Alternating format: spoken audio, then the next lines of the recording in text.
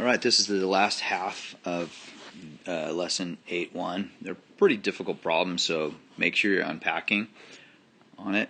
First problem, Natasha ran 3.1 kilometers. Tanya ran 4 meters more.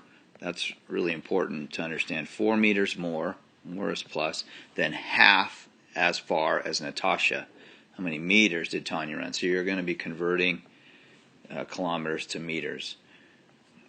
So what I did, I drew my model. Here's Natasha right here, and here's Tanya. So Tanya is half as much as Natasha plus 4 meters. So what is half of 3.1 kilometers is the next part of the question. So I decided to change kilometers into meters over here, and I'm multiplying by 1,000, so that's my triple scoop here. So 3.1 turns into 3,100 or 3,100 meters. So that's that. So now I'm taking half of 3,100 meters. Simple division problem. I take half of 3,100. I end up with 1,550 meters. And now I have to add 4 to that. So the answer would be 1,554 meters. Second problem, we're talking about European swallow flies. They go 8 meters per second. So in 1 second they can go, 11 meters per second. So in 1 second they can go 11 meters. How many kilometers can they fly in 15 minutes? So we've got a couple of things going on here. You've got meters. You've got to change meters into kilometers. And also you've got to change seconds into minutes. So here's how we do that. First, let's go seconds. The swallow flies 11 meters per second. There are 60 seconds in 1 minute. So how many seconds are there in 15 minutes? I multiply 60 times 15. I get 900 seconds.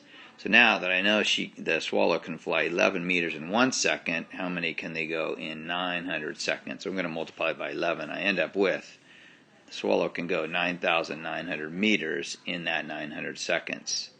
So now I've got 9,900 meters, and I'm changing it into kilometers. So I divide by 1,000 because I'm going from meters to kilometers, and that's a triple scoop to the left, and I end up with 9.9 meters. So kilometers. So the swallow can fly 9.9 kilometers.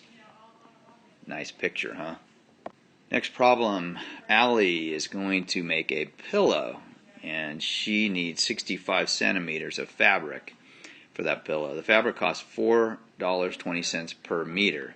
So she is needing centimeters, but she is being charged per the meter. So I have to figure out how many meters she's going to use, and then multiply by 420. Then I have to add the cost of stuffing, which is 79 cents. So first off, I change 65 centimeters into meters. I double scoop it because there's 100 centimeters in a meter, so I'm dividing by 100. I end up with 0.65 meters. So I have $4.20 per meter, and I have 0.65 meters.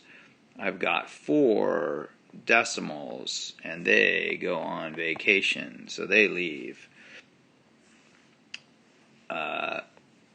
I solved this problem multiplying it out. So it looks like it's 27,300, but I've got 4 decimals. They come back. 1, 2, 3, 4. So it looks like she is going to spend $2.73 for the fabric. But now we have to add the cloth, the cost of the stuffing. So if we add that up, you get $3.52 it's going to cost her to make that pillow. Final problem on lesson 8.1 is Leon, and he's going to build a picture frame. It is square. That's an important concept. The side of the frame is 345 millimeters long. He's going to buy wood, though, and the wood comes in meters. It's going to cost $7. So first thing I'm going to do is you have to realize a square, all 4 sides are the same. So each side of the frame is 345.